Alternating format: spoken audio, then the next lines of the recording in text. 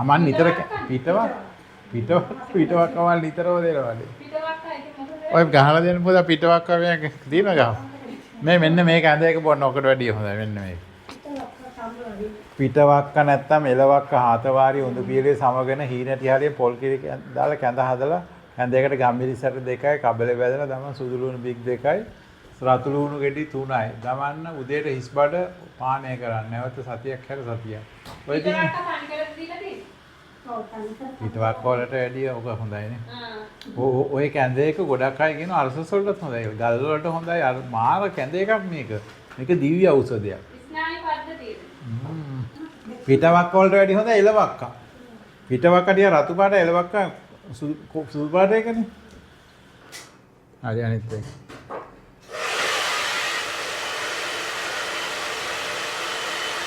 හරි අනිත් එක. හරි අනිත් එක. බලමු ඔයාගේ චක්‍ර කොහොමද කියලා. මේ වටේට වගේ හොරයි මේ හරි මේ රුධිරේ එනවා මදි එකයි මේ පාට අඩු වෙලා තියෙන්නේ. මෙහෙම ඔළුවට ලේ යනවා මදි.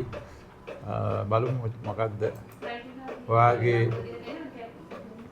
හෝමෝන ක්‍රියාකාරීත්වය නම් 92යි මානසික ඒකාග්‍රතාවය 82යි මේකත් 77යි ආහාර දිරවීම ශක්තිය 69යි ඔය විදිහට තමයි තියෙන්නේ. බලමු චක්‍ර ලොකුම එක්කෙනා කවුද ලොක්කා. ඔය මේක කීයද 5යි 5යි මේක 5යි 3යි 5යි 2යි 4යි 8යි 5යි 1යි 5යි 2යි 5යි 4යි වගේ තියෙන තුනටි 15 දෙනවද ප්‍රශ්නේ? එයා තමයි වැඩිම එක්කෙනා 5යි 5යි හැබැයි ඔළුව කොහමද?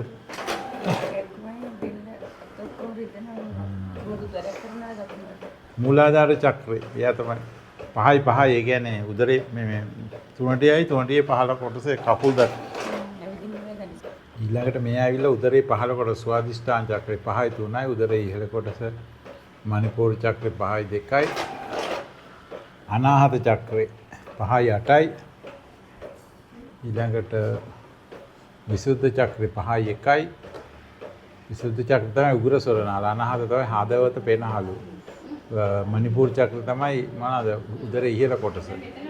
දැන් මේ ඇවිල්ලා අජ්න චක්‍රේ 5යි 2යි ඒ කියන්නේ ඇහ කන නහය දිව ඊළඟට සහස චක්‍රේ මොළයයි සී කල්පනාවයි සීයේ දැනීමයි 5යි 4යි මෙයා තමයි 5යි 5 නේද? එතකොට ඔය ටික තමයි තියෙන්නේ. බලමු මේගොල්ලන්ගේ report එකේ stress එක හොඳයි energy එකත් හොඳයි ඒ ටික ඔක්කොම නරකක් නෑ.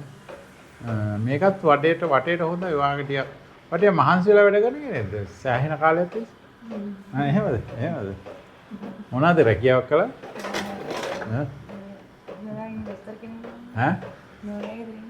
එහෙමද? ඒක තමයි. ඒක තේරෙන හොඳට. මොකද ඒ අයගේ ටිකක් ශරීර සුසවතාවය වැඩි.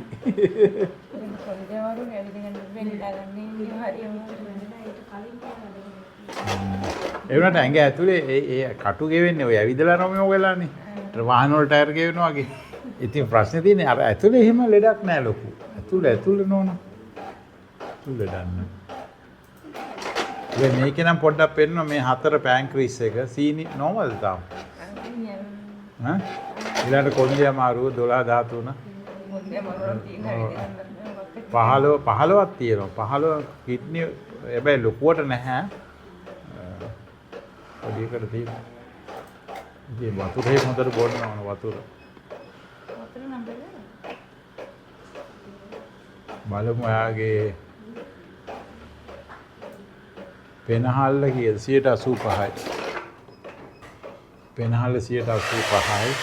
මහාන්තරේ 93යි. සීහාව 89යි. හදවත 93යි. කුඩාන්ත්‍රි 99යි. මුත්‍රාශය 99යි. වකුගඩු 75යි. දැක්කද? වකුගඩු වල ප්‍රශ්නයක් තියෙනවා ඒ පරිස්සමෙන්. තාම නරක නැහැ. නරක වෙලා නැහැ. තව අවුරුදු 15ක් වගේ යනකොට දැන් මේක ඒකනේ මේක ඉදිරි කාලේ පෙන්නන එකන්නේ. වකුගඩු වලට වගේ පොඩි ලෙඩක් තියෙන්නේ 75ට බෑල් මේක 50ට වගේ આવුත් ලෙඩ එනවා. පෙරියකාඩියම් මසල් එක කාට් එකේ ඒකත් හොඳ 85යි.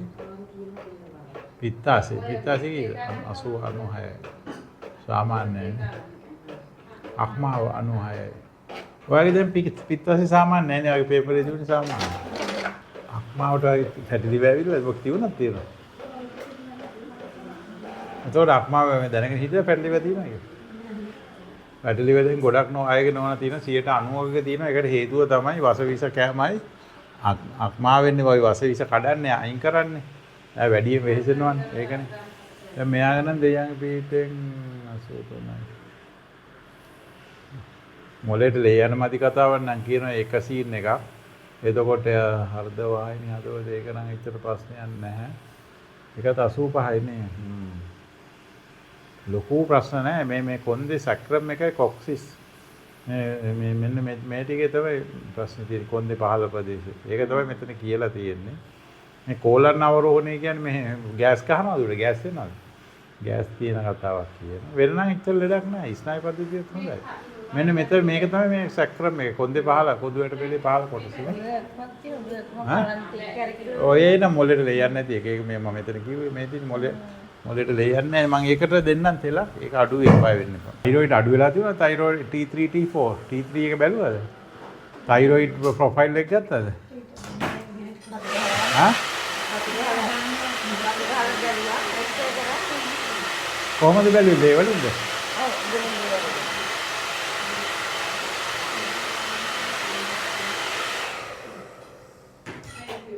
නැතිනම් තයිරොයිඩ් එක කීයද? ඒ බහැලා නේ ටික. අග්න්‍යාසෙත් අඩුයි නේ. සීනි නෝමල්ද?